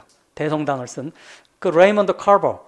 이 카버의 작품에는 의식의 흐름 기법이 거의 나오지 않아요. 근데 조이스의 작품에는 의식의 흐름이 정말 엄청나게 많이 나와. 이건 뭐다? 조이스가 뭐 한 겁니까? 선택한 거지. 뭐를? 의식의 흐름이라고 하는 테크닉을 또는 디바이스를. 왜? To convey, 전달하기 위해서. 뭐를? 자기의 주제를, 자기가 말하려고 하는 말, 작품에서 말하려고 하는 말을 효과적으로 생생하게, vividly, effectively convey 하기 위해서 뭘 사용한다? 기법, stream of consciousness를 사용하는 거야. 또는 어떤 걸 또 사용합니까? 조이스는. 또한 유명한 거. 이피판이라고 하는 거. 이것도 마찬가지. 문학을 조금이라도 공부한 사람은 이피판 얘기 많이 들어봤을 거야. 이피파니를 조이스 때문에 이 이피파니가 유명해진 거예요. 세계 문학에서도. 근데 갑자기 순간적인 깨달음, sudden recognition, 갑작스럽게 순간적인 깨닫는 거야. 자, 그러면 이것도 뭐다? 조이스가 자기의 주제를 좀 더 효과적으로 전달하기 위해서 convey, 전달하기 위해서 바로 뭘 사용하는 거야? 이 기법을 뭐 한 겁니까? use 또는 다른 말로 choose한 거지. 선택한 거지. 여러분 제가 뭐 얘기했는지 알겠어요? 그러면 리터러리 디바이스, 리터러리 테크닉이라고 하는 거는 가장 중요한 핵심이 뭐다? 작품 자체에 내재되어 있는 게 아니라 뭐 하는 거다? 작가가 선택한 거다. 이게 핵심입니다. 그럼 리터러리 엘러먼트는 작가가 선택할 수 있다 없다? 없다. 그게 가장 큰 차이야. 그게 가장 큰 차이. 그럼 또 하나가 남아있지 이제. 뭐만 남아있어요? 아까 우리 목차에서 봤지? 자, 여러분 공부 배울 때도 좀 논리적인 사고를 하면서 배우는 거야. 논리적으로. 그래야 여러분들 일반 영어 점수도 훨씬 잘 나올 수 있고 문학도 마찬가지야. 교수법도 마찬가지고. 자, 그러면 다시 우리가 아까 분명히 우리 145로 해야 되는 건 뭐라고 했어요? 이론을 완성하는 단계라고 했지. 이론을 그리고 145이 제일 중요한 거예요. 항상 중요합니다. 기본이 가장 중요해. 그러면 그걸 통해서 이제 뭡니까? 기출도 풀고 문제은행도 풀고 모고도 푸는 거니까. 자, 우리는 145에 지금 이론을 완성하려고 하는데 1, 2월 해야 되는 게 뭐라고 했어요? 리터러리 디바이스가 있었고 어떤 게 있었어? 피겨러티브 랭귀지가 있었고 그 다음에 3, 4월에 심화로 뭘 배운다? 엘러먼을 배운다고 했지. 그럼 질문이 나와야 되지. 어떤 질문을 나와야 돼? 지금 분명히 우리 지금 뭘 배웠습니까? 오리엔테이션에서. 리터러리 디바이스하고 리터러리 엘러먼을 배웠는데 퀘스천이 질문 던져. 왜 피규러티브 랭귀지는 따로 없잖아 지금. 그치? 자, 우리말로 되어 있는 걸 보시기 바랍니다. 큰 소리 같이 한번 읽어볼까? 세 번째 패러그래프에. 자, 시작.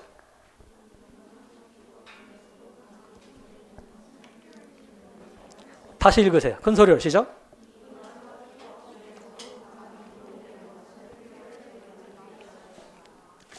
그러면 피겨러티브 랭귀지는 리터러리 엘러먼트입니까? 아닙니까? 다시 엘러먼트예요? 아니에요? 그럼 뭐다? 디바이스다. 그럼 정의 한번 내려볼까?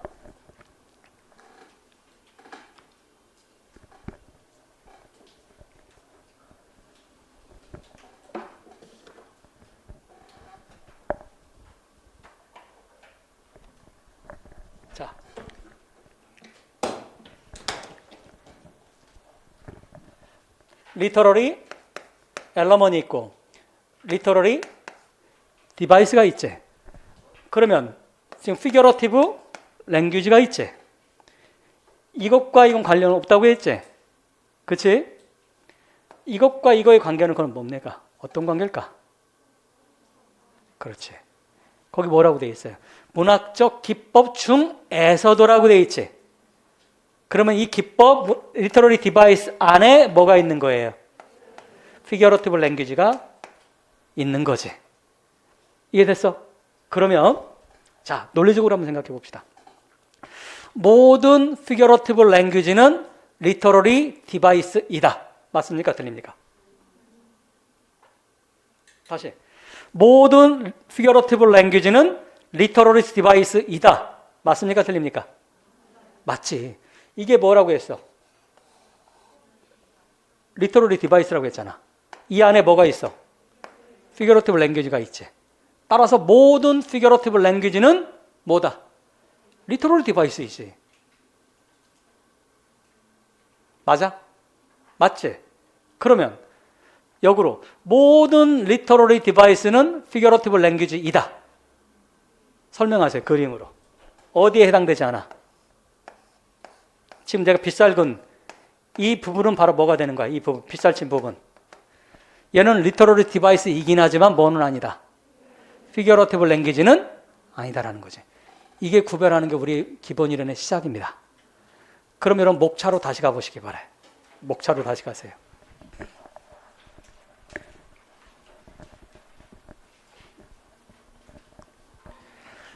왜 그렇게 구별되는지 알겠어? 피겨러티브 랭귀지를 따로 뺐지. 근데 원래대로 한다면 리터러리 디바이스 안에 있는 피겨러티브 랭귀지 이렇게 돼야 되는 거지. 근데 복잡하니까 그냥 피겨러티브 랭귀지로만 한 거예요. 그러면 오른쪽에 있는 리터러리 디바이스 따로 나와 있는 거 있지. 그러면 이 차트로, 이 도표로 보면 걔들은 어디에 해당되는 거야? 빗살에 해당되는 거지. 여기에 해당되는 것들이지. 이해되셨어? 그런데 출제는, 우리 임용에서 출제는 가장 많이 되는 곳은 어디더라? 이 피겨러티브 랭귀지가 가장 많이 출제가 되고, 예전에 어렵게 나올 때는 이 리터러리 디바이스까지도 나온다. 그리고 리터러리 엘러먼트는 상대적으로 우리 최근의 경향이 뭡니까? 상대적으로 출제의 빈도수가 많이 낮아지고 있다. 그래서 교재 구성도 순서대로 뭡니까? 중요한 순서대로 해놓은 거예요. 그래서 제일 먼저 피겨러티브 랭귀지를 정확하게 배우고, 그 다음 리터러리 디바이스를 또 정확하게 배우고, 그런 다음에 심화해서 리터러리 엘러먼트를 배우는 거예요. 여러분 개념 이해됐어요? 자, 그러면 그 정도까지 보시면 충분합니다. 그러면 이제 우리 임용에서 가장 중요한 이 피겨러티브 랭귀지라고 하는 것, 이걸 우리말로 비유법 또는 비유적 언어라고 하거든. 비유법. 여러분 중고등학교 때 수없이 많이 배웠던 것들이야. 중고등학교 뿐이야. 초등학교 때부터 배웠던 것들이지. 가장 대표적인 게 뭐가 있다. 60페이지 보시기 바랍니다. 60페이지.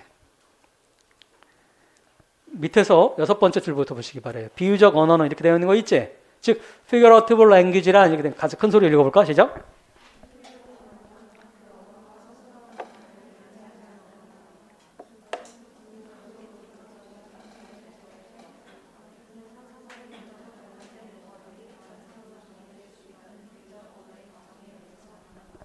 그 다음.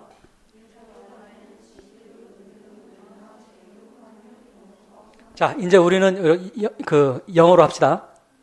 우리말로 시험은 안 나오니까 영어로. 자, 시작.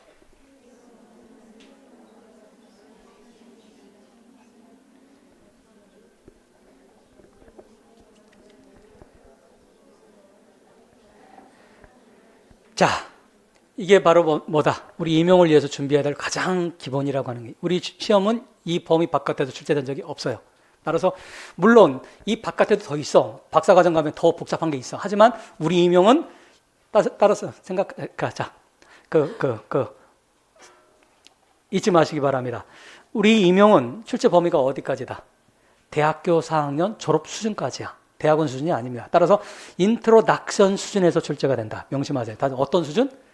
인트로 개론 수준에서만 출제가 되기 때문에 그 이상의 것들은 다룰 필요가 없고, 개론 수준이라고 하는 것 그게 룰이 뭐다? 사운드 에센스 나와 있는 게 그게 바로 원칙입니다. 그게 전 세계 표준으로 우리가 바라보는 거야. 따라서 제가 여기 교재에 써놓은 이 지규부터 understatement, 아이러니까 이렇게 되어 있는 거 있죠. 여기까지가 우리 임용시험의 출제 범위라고 생각하시면 되니까 이것만 여러분들이 정확하게 이해하시면 됩니다. 자, 그러면 가장 첫 번째 나오는 게 바로 뭡니까? 시밀리지. 보통 여러분들 어릴 때 배울 때는 메타포부터 배우실 거예요. 메타포부터 배우면 원래 사실은 시밀리부터 배워야 됩니다. 시밀리. 자, 시밀리. 같이 한번 시밀리 읽어볼까요? 61페이지 시작.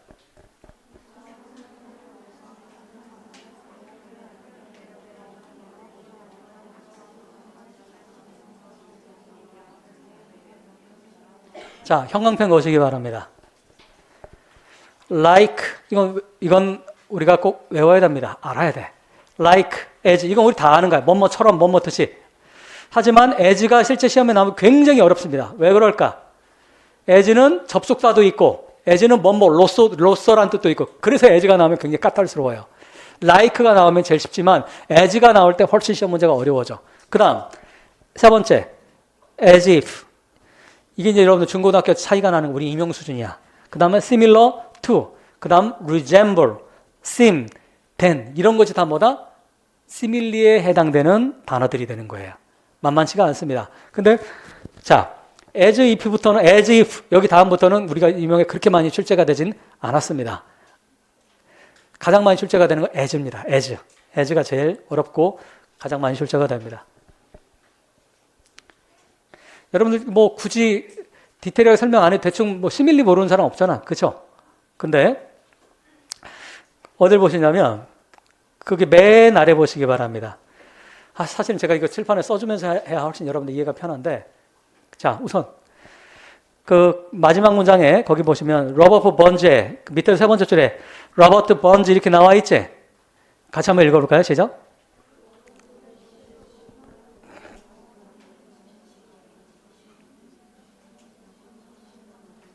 자, 여러분 루브라고 하는 거는 이게 18세기에 쓰여진 시인데 루브는 러브의 뜻입니다. 러브. 오 마이 러브. 오 내 사랑은, 사랑이라고 하는 건 뭡니까? 사랑이라는 뜻도 있지만 내 사랑하는 사람이라는 뜻도 같이 있죠. 내 사랑하는 사람은, 내 애인은, 내 연인은 다 이렇게 번역할 수 있습니다. 내 연인은 뭐와 같아요? 멜로디와 같다. 음악과 같다. 화음과 같다. 자, 이때 like가 바로 뭡니까? 뭐뭐가 같은, 뭐뭐처럼 이런 뜻이지. 따라서 이게 뭐가 되는 거야? 시밀리가 되는 거지. 그런데 이때 like를 빼면 이게 바로 뭐가 되는 거야? 그게 바로 메타포야. 그래서 시밀리를 알면 메타포는 자동으로 나오게 됐어요. 개념 이해됐어? like를 이게 없으면 그게 바로 뭔다? 메타포가 되는 거야. 따라서 시밀리와 메타포는 어떻더라? 너무너무나 유사하지. 거의 똑같다고 생각하면 돼요. 이 like가 있냐 없냐의 차이일 뿐이야. 아주 간단합니다. 근데 이거를 뭐로 바꿀 수도 있다. 옆에 like 대신 is를 be like, 비동사 다음에 like 대신에 뭐로 바꿀 수 있다? resembles로 바꿀 수 있다. 왜? resemble이 무슨 뜻이야? 뭐뭐가 닮았다. 닮았다는 얘기는 뭐뭐처럼 이런 뜻이 되는 거니까. 근데 문제는 resemble이 시험에 나오면 이건 굉장히 어려운 문제가 되지. 왜? 여러분들 배운 적이 없기 때문에. 하지만 이제 배웠지. resemble도 뭐다? similarly라고 하는 거 명심하시기 바랍니다. 별표 쳐놓고 알아두시기 바랍니다. 근데 이거보다 사실 더 유명한 건 my love.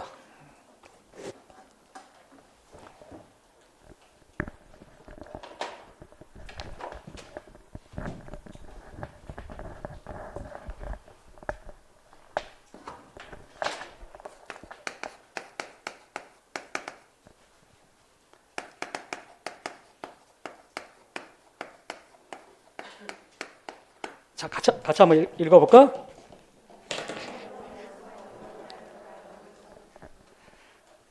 다시 읽으세요.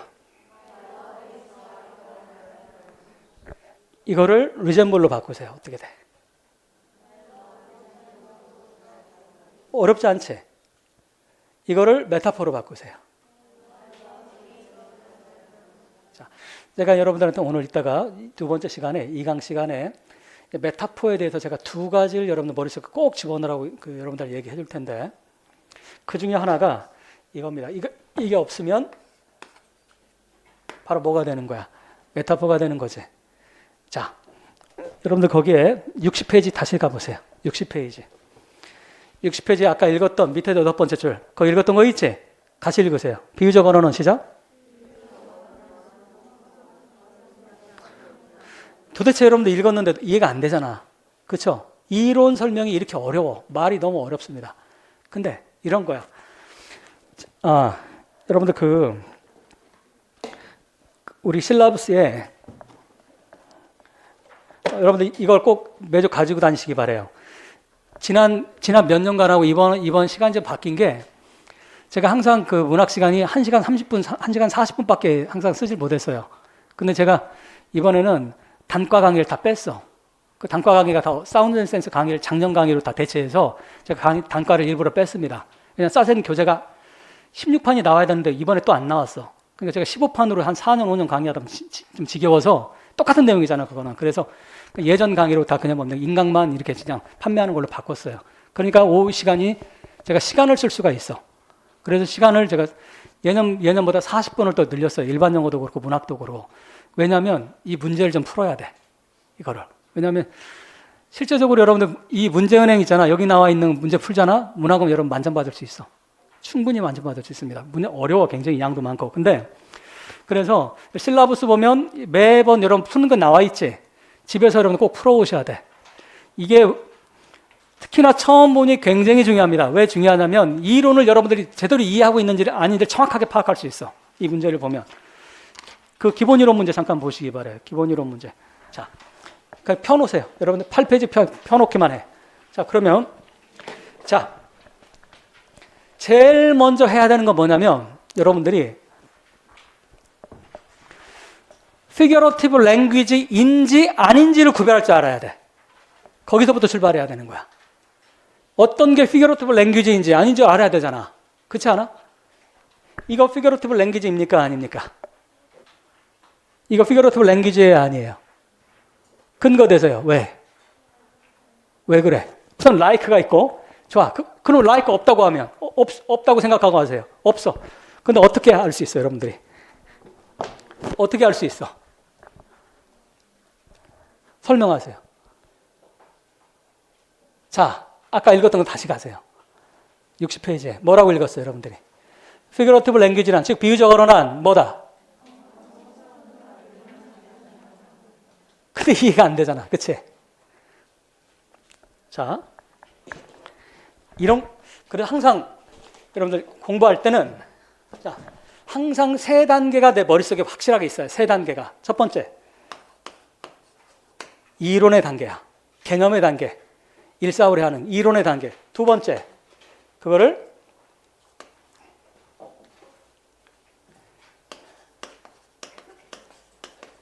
두 번째 단계는 내 머릿속에 반드시 이그젠플이 있어야 돼. 많은 경우에 이론 가지고 문제 풀려고 하는 거 안 풀리는 이유가 뭐가 없어서 안 풀린다. 이그젠플이 내 머릿속에 없기 때문에 안 풀리는 거야. 아시겠어요? 이그젠플이 꺼내져야 돼. 썸머리도 마찬가지야. 썸머리도 패턴이 내 머릿속에 있을 때 그 패턴이 나오면 꺼집어내서 적용하는 거야. 세 번째 단계가 바로 뭡니까? 문제에 적용하는 거야. 세 단계 명심하시기 바랍니다. 그럼 대다수가 이 첫 번째 단계 이론의 세 번째 단계인 여기를 점프를 하니까 이 중간에 있는 이 매개고리, 매개체, 미디엄인 매개체인 이거를 생략하고 넘어가니까 문제가 안 풀리는 거야. 수학도 마찬가지고 모든 게 그렇습니다. 문제 풀 때는. 문제는 뭐가 있어야 된다? 내 머릿속에 패턴화된 이그젠플이 반드시 있어야 되는 거예요. 구조화된 또는 패턴화된 문제가 이그젠플이 내 머릿속에 반드시 있어야 되는 거야. 그래서 내가 모든 피겨러티브 랭귀지의 가장 중요한 개념은 메타포입니다. 메타포는 딱 두 가지만 여러분들 머릿속에 집어넣으시면 돼. 그 첫 번째 메타포가 바로 이겁니다. 아주 중요해. 이거 여러분들 이명 끝날 때까지는 머릿속에 반드시 이그젠플로 외우고 계셔야 돼. 이그젠플이 내 머릿속에 외워서 있어야만이 끄집어내서 다른 데다 적용하는 거야. 아시겠어요? 여러분 교사가 돼서 아이들한테 설명할 때 그렇게 설명하세요. 이그젠플이 없으면 너네 절대 문제 안 풀린다. 어떻게 두 단계를 건너뜁니까? 세상이 두 단계 건너뛰는 건 없어. 천재 빼놓고는. 자, 그러면 이거 보자.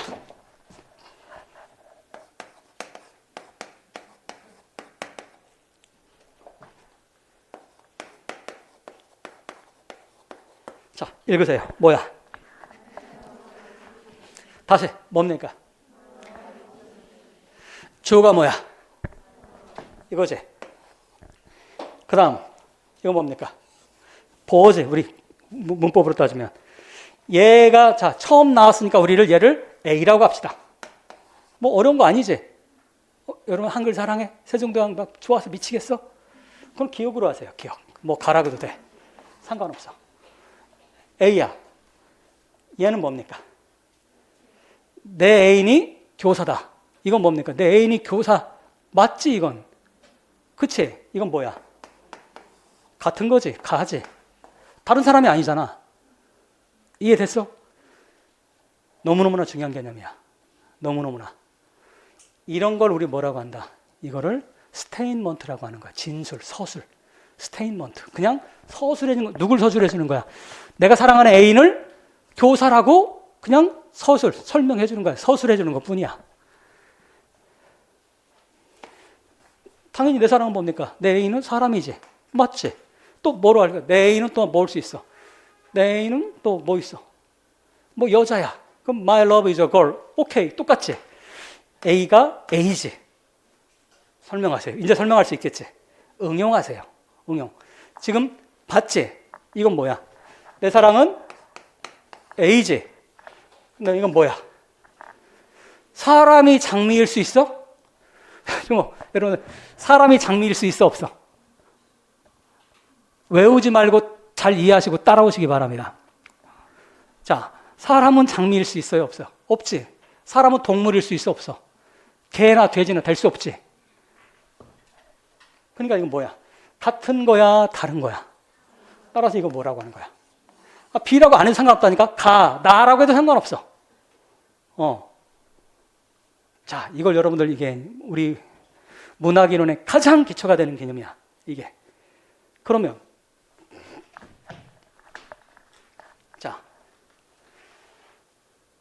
중고등학교 때 이걸 뭐라고 배웁니까? 이걸 주어지. 얘가 원래 주목. 장미 얘기하려고 하는 거야? 내 애인 얘기하려고 하는 거야? 만약에 장미 얘기하려면 어떻게 하면 돼? red rose는 내 사랑과 닮았다. 내 사랑이다. 이러면 되는 거지. 이거 장미가 주어잖아. 보호는 보호일 뿐이지. 따라서 주체는 누굽니까? 누구 얘기하려고 하는 거야? 내 애인 얘기하려고 하는 거지. 따라서 이게 A잖아. 출발 첫 번째야. 이걸 그래도 여러분 중고등학교 때 뭐라고 배워? 원관념. 이 원이란 거 원래부터 있단 거야. 얘에 대한 얘기 about what? 뭐에 관한 거냐? 얘에 관한 걸 얘기하려고 하는 거야. 얘에 관한 거 얘기하려다 보니까 어떤 걸 가지고 이 애를 표현해주고 있습니까? 내 사랑을. 빨갛고 빨간 장미로 표현해주고 있어. 만약에 my love. 자, 시밀리 없다. 그냥 생각하자. 시밀리는 다 배웠으니까. 내 사랑은 빨갛고 빨간 장미야.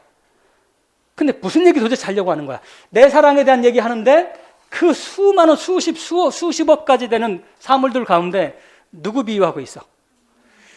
장미인데 어떤 장미야? 빨갛고 빨간이라는 강조해주고 있지. 그러면 어떤 걸까? 여러분 딱 생각해. 빨갛고 빨간 장미 어떤 장미야? 아주 뷰티풀하고. 장미는 뷰티풀의 상징이죠. 또한 뭐야? 빨간 거면 패셔닛하지.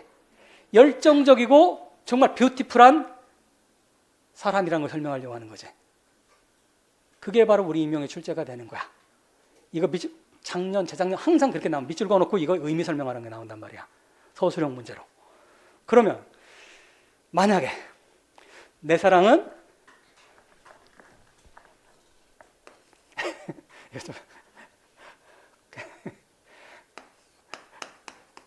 스펠링이 맞나 모르겠다. 내 사랑은 고릴라야.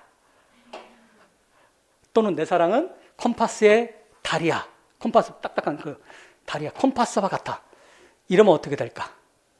이것도 figurative language입니까? 아닙니까? 자, 맞아야라고 이러면 설명했어. 그냥 즉자적으로 나오면 안 됩니다. 근거가 있어야 돼. 왜 맞습니까? 이걸로 하면 돼. A가 A인지 A가 B인지를 보는 거야. 이 B라고 하는 거 우리 바로 뭐라고 한다? 보조관념이라고 하는 거야. 보조적인 거야. 말 그대로 보조적인 거. 이거를 영어 개념으로 하면 vehicle이라고 합니다. 타는 거야, 타는 거. 즉 원래 있던 것이 타고 가는 거야. 말이 되게 어렵지. 자, 그러면 만약에 my love is the leg of compass. 컴파스의 다리와 같다. 또는 뭐 컴파스라고 합시다. 그럼 뭐가 되겠어? 이거는 파지티브겠지. 근데 컴파스 이건 뭐야? 금속성이지. 금속성은 어떤 느낌을 줍니까? 차갑지. 그 다음에 그것도 끝이 어떻게 돼 있어? 비교적 이런 걸 여러분들이 알아야 되기 때문에 문학 문제가 어렵다고 하는 거야.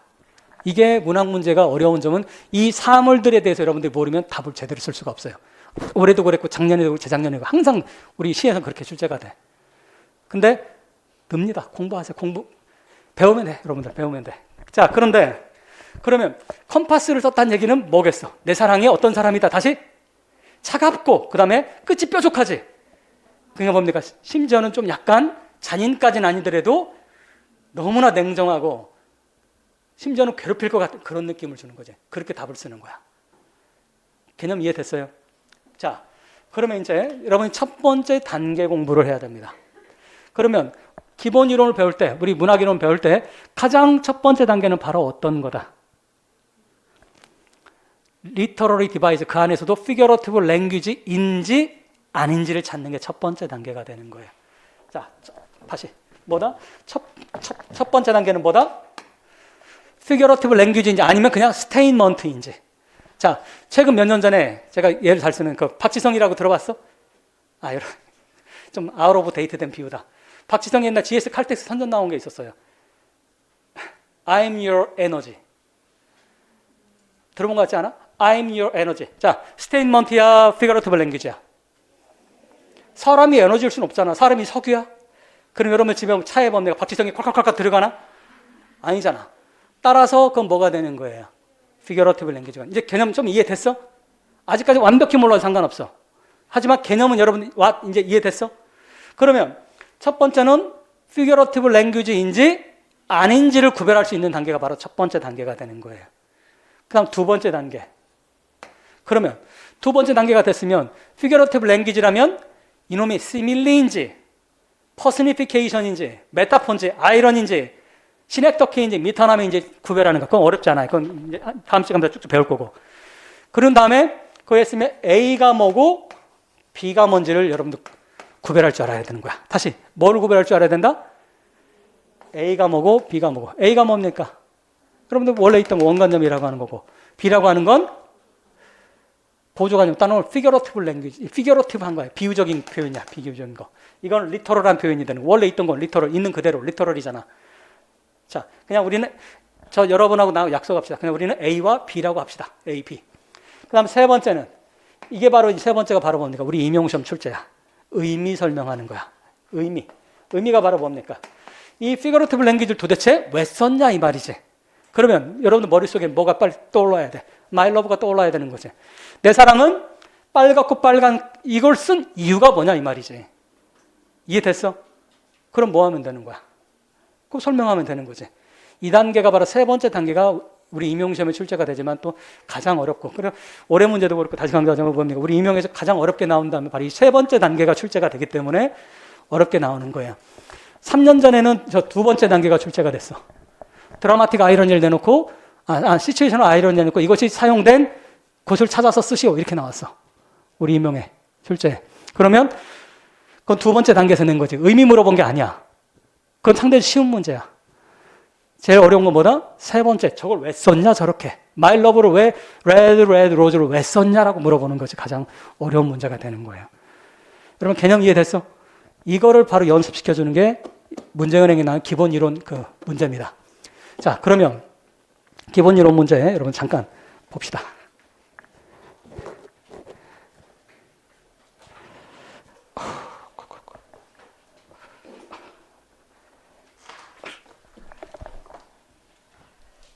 자,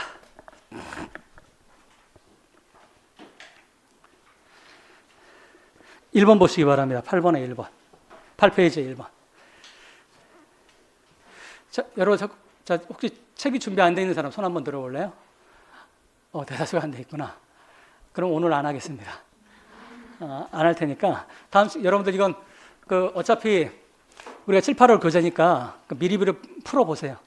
양이 많아서 7, 8월 에도 못 끝내는 거 많기 때문에 미리미리 끝내주시고. 자, 그러면 소재가 없으니까 여기까지 보시고. 자, 그럼 잠깐 쉴 텐데 지금 배웠던 개념만 정리 한번 해봅시다. 자, 우리가 오늘 지금 배운 게 뭡니까? 리터러리 엘러먼과 리터러리 디바이스와 피규러티브 랭귀지 구별하는 법 배웠지? 그 다음 그거가 가장 기본이지만 그거보다 이제 더 중요한 소위 말하는 피규러티브 랭귀지. 이건 내가 중요하다고 얘기하는 건 우리 문학 전체를 얘기하는 거야. 우리 임용에서 얘기하는 거야. 우리 임용에서 가장 기본이 되는 건 바로 뭐를 구별할 수 있는 능력이다. 스테인먼트, 진술인지 그냥 서술인지 피규러티브 랭귀지인지 구별하는 거. 어떻게 구별한다? A와 A만 있으면 이건 뭐가 된다? 스테인먼트가 되는 거고 A와 B가 있으면 뭐가 된다? 피규러티브 랭귀지가 된다. 그 피규러티브 랭귀지의 가장 대표 선수가 뭐다? 아까 우리 쭉 읽었잖아. 뭐 모순어법, 패러독스 뭐 이딴 거 다 배웠지만 대원칙 가장 중요한 게 바로 뭐다? 메타포다. 사실 우리 피규러티브 랭귀지 대장이 바로 뭐다? 메타포입니다. 메타포. 그래서 여러분 중고등학교 때 메타포, 은유가 제일 많이 나오는 거예요. 참고로 은유, 은자가 숨기른이잖아. 숨기른. 왜 그래? 시밀리는 뭐야? 라이크, 저게 숨겨져 않고 라이크가 있으니까 적나라하게 드러났지. 라이크를 빼니까 뭐가 되는? 숨어있단. 그래서 은유라고 한 거예요. 그 옛날에 번역은 암유라고 했어. 암유. 암. 어두울 암자. 숨어있을 암자. 그랬었거든. 너무 이상해서 은유라고 이렇게 했는데. 자, 그러면 이 메타포의 대원리. A와 뭐가 있다? 다시. A와 뭐가 있다? B가 있다. 이게 핵심이다. A와 B가 있다. 그래서 우리 문학 공부할 때는 어떻게 하는 게 필요하다? 첫 번째 단계와 두 번째 단계와 세 번째 단계를 구별해서 정확하게 이해하는 게 필요하다. 첫 번째 단계는 바로 어떤 거다? 구별할 줄 아는 거. 스테이먼트와 그 피규러티브 랭귀지를. 두 번째 단계는 찾았으면 A가 뭐고 B가 뭔지를 찾는 거. 그럼 세 번째 단계는 왜 이걸 썼는지 의미를 설명하는 거. 이러면 여러분들 만점이야. 문학 문제는 서술형 문제가 문학이 어려운데 서술형 문제는 거의 볼 것 없이 이 문제가 이런 유형의 문제가 출제가 됩니다. 그럼 여러분들이 의미 설명하면 돼. 근데 어려운 점은 다시 강조합니다. 어려운 점은 뭐가 있다? 내가 빨갛고 빨간 장미를 한 번도 본 적이 없어. 그럼 이거 어려운 거지. 알 수가 없는 거지. 그래서 문학은 일반 용어도 그렇지만 문학은 여러분 배경 지식이 풍부한 사람이 훨씬 유리합니다. 근데 여러분들 그렇다고 배경 지식 없다고 겁먹을 필요는 없어요. 어차피 여러분들 다 비슷비슷하니까 키워나가면 됩니다. 키워나가면. 자, 잠깐 10분 가졌다가 뒷부분 합시다.